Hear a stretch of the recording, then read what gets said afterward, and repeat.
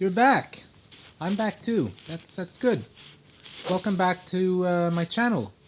Um, so in this video, what I want to do is to talk a little bit about my autism diagnosis. It's still very fresh because it was only a few months ago.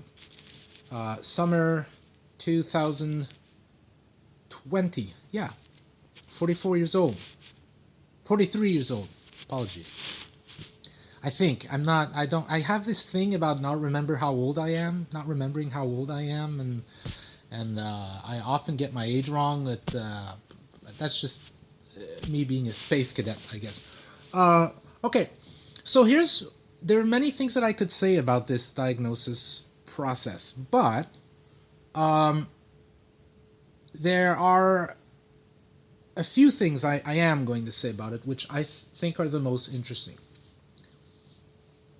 First of all, I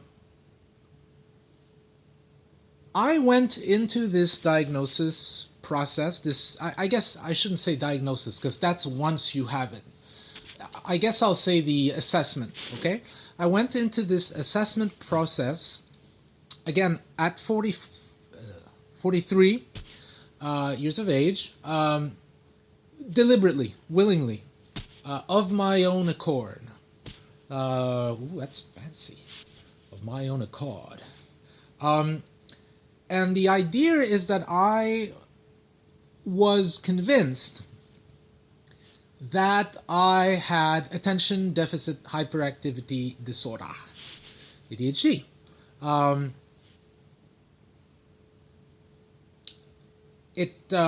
There is some evidence that it runs in my family.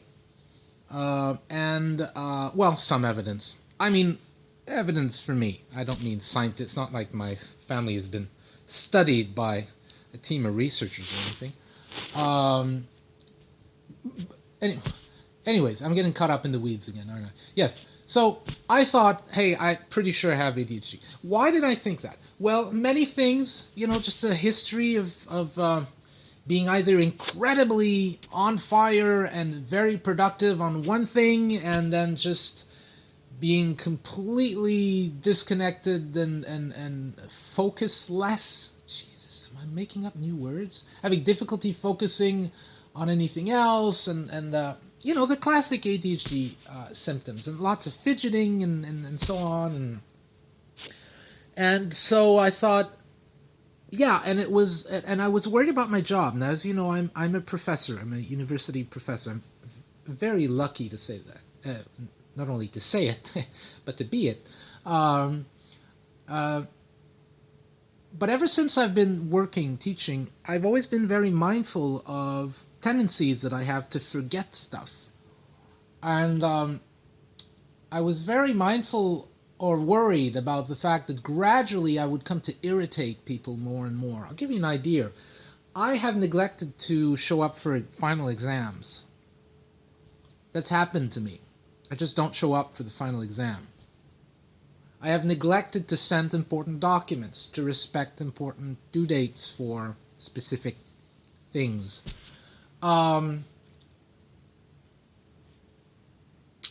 When you find the job that you think is the job that'll be your career, and you start realizing that you have all these little difficulties, not to mention just a absolute phobia of anything administrative and anything that has to do with filling out questionnaires and forms, and not questionnaires but forms.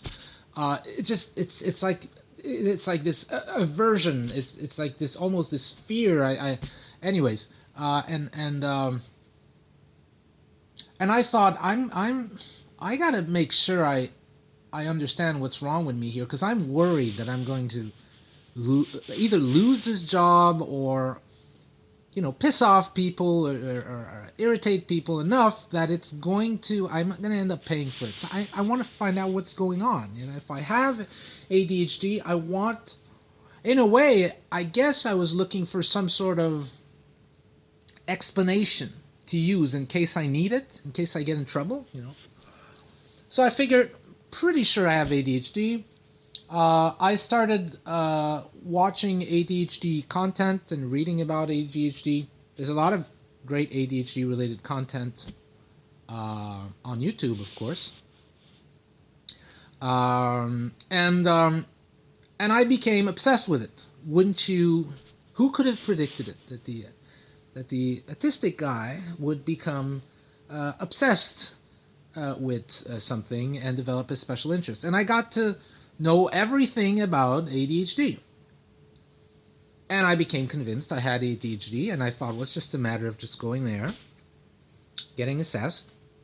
There's a clinic not far from my house. I'm very lucky with that, by the way, also, because I'm aware that often people don't have the resources. There's a clinic not far from where I live, a university clinic with specialists that specialize in adult children, but also adult appraisal of all sorts of conditions, including ASD and ADHD. ASD, of course, being autism spectrum disorder, ADHD being attention deficit hyperactivity disorder. So I went in and I told them, look, I want to get assessed for ADHD. And they asked me all sorts of like questions to kind of I don't know what the word is, but to kind of get a sense of the process, to give me a sense of the process, and to get a sense of who I was and what was bringing me here. And they said, okay, well, we'll meet you at this date. Now, this was all done online, by the way, because of COVID. So I do the assessment, and it's a one-day thing that lasts about 5 hours. There's all sorts of tests, where they ask you questionnaires. They have you do these kind of cognitive tasks, like you have to look at a dot, and you have to press a button when the dot appears in a particular part of the screen, and then other tests with letters and numbers and so on, and then they had my parents and my wife fill out some questionnaires and so forth and so on. I had to send some documents related to my schooling and all of that. And all the while, I kind of became kind of nervous, anxious, because I suddenly thought, hey, I'm convinced I have ADHD, and if they give me that diagnosis, if they say, yep, it's ADHD, what are the odds that they arrived at that conclusion by being misled by me? Not necessarily because I'm going to consciously mislead them, but because I'm convinced that I have ADHD. I'm going in assuming that I have it. Then what are the odds that because I'm going in assuming that I have it, I'm going to actually kind of unconsciously feed them the answers that they need to hear in order to come back to me with an ADHD diagnosis? See, I teach psychology, I teach research methods, and this is like a research methods 101, right? If the participant in your research knows what the point of the research is, if they know something, that's going to bias the answers they give you. It's going to bias how they solve a problem. It's going to bias things. And I became obsessed about the fact that I was totally biased. I started obsessing about the fact that I started thinking about the fact that if I don't get this ADHD diagnosis, then what the hell's wrong with me? Like, what is wrong? How come I have all these difficulties? And I'll talk in other videos about all these different difficulties. Some of them are quite interesting. I don't want to talk about them in the sense of, oh, woe is me. More in the sense of, isn't this interesting? This is for another video. But I was thinking, if I don't get the diagnosis, then what is wrong with me? But if I do get the diagnosis, how can I know it's for sure? Because I went in convinced that I had it. So I probably fed them answers that, led them to believe I had it. And then I started feeling really that kind of anxiety where you're stuck in a thought loop. And I just started panicking about that and focusing. And and I was trying to kind of engage that rational part of my mind where I go, well, no, these people are experts, they can tell. But then again, I started thinking, well, no, actually, we know very well that in research you can bias somebody's conclusions depending on what your beliefs are and so on. And so I did the process, that those 5 hours, and then there was another kind of 1 or 2 hours where they spoke to me and my wife and so on. And the conclusion at the end was that I didn't have ADHD. The conclusion was that I was ASD, right? Autism spectrum disorder, low support needs, what I like to call the artist formerly known as Aspergers, right? And that pleased me very much. Now, the reason why it pleased me very much is because it took care of that problem that I had, where I was stuck questioning what would have been the validity of an ADHD diagnosis. Because I thought, well, I went in there convinced I have ADHD, so if anything, I unconsciously would have fed them answers in a way that would show how ADHD I am, in a sense. I never went in there thinking I was autistic. Not in a million years. Not that I didn't think that because I thought, oh, that's wrong, or I just didn't think about it. There's no way I would have thought about it, because in my mind, as I said in the previous video, in my mind, it was associated to, heavy, obvious cases of autism, like nonverbal, individuals, that have a lot of deficit in all sorts of areas. And I hadn't thought about the fact that autism is a much more complex, nuanced, that yes, of course these cases exist, but there are all sorts of cases around that autism spectrum that I might fall into. And so I thought, I never went in there thinking that it was ASD. Not in a million years. They come back saying it's ASD. There's no way I fed them answers to make them think it was ASD. Like, unconsciously. And that took care of the problem for me, because I was like, well, there has to be some sort of validity to this diagnosis, because I never went in there expecting that I would be ASD. And so I fed them honest answers about that.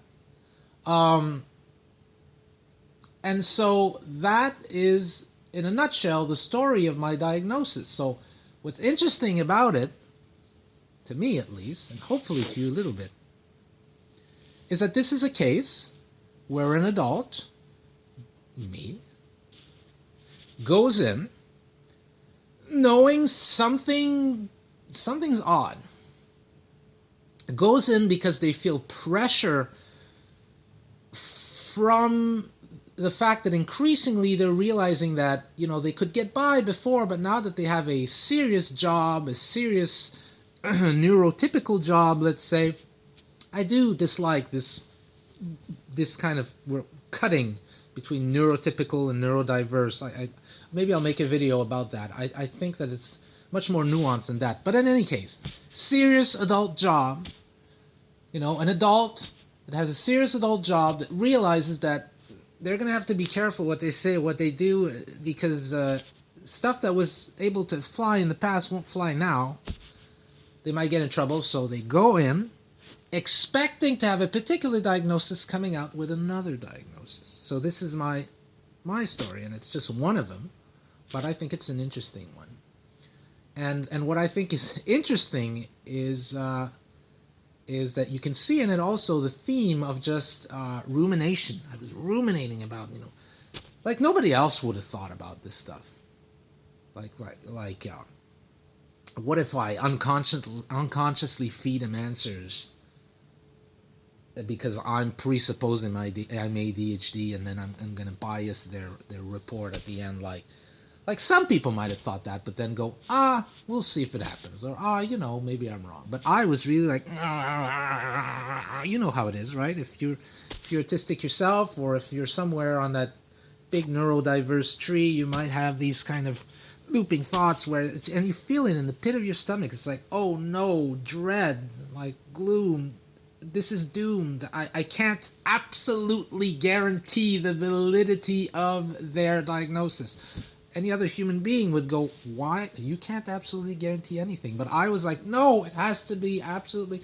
And that took care of my problem, because I was like, oh, well, there's no way I thought I was ASD. There's no way I could have predicted that. And there's no way I fed them those answers. And when they told me, it was like, of course. Of course. It made a lot of sense. Made a lot of sense. And so this, in a nutshell, is the story that I wanted to share. There are some other interesting tidbits in there. Maybe I'll share this little tidbit. After the initial meeting that I had with these people, with the 5-hour meeting thing, online again, by the way, which is interesting from a scientific point of view. How do you assess ASD and ADHD online is an interesting thing. But anyways, that's neither here nor there for now.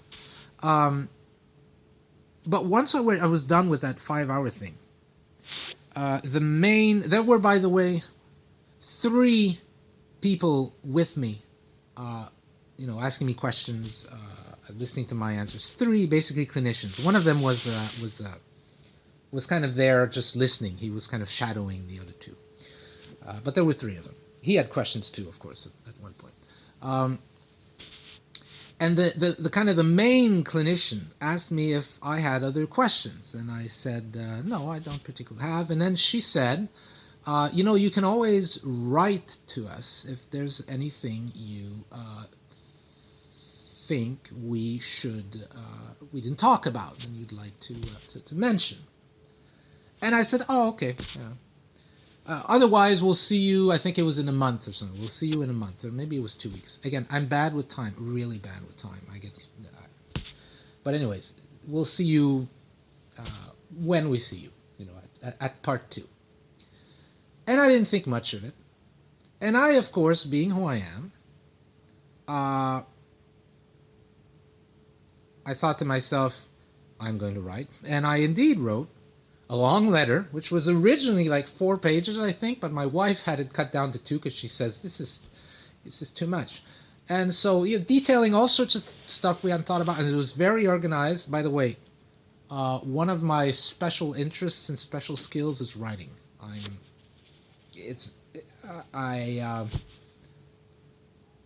I love writing, and I love thinking and talking about writing.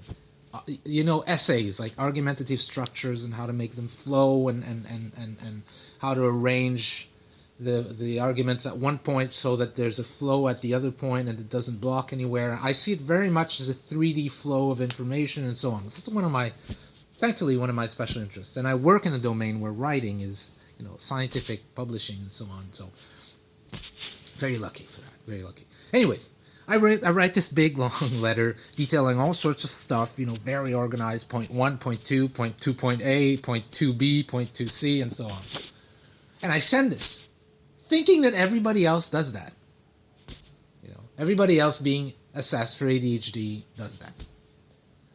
Well, what the clinician told me when we met the second time was that she told the 2 other clinicians, she said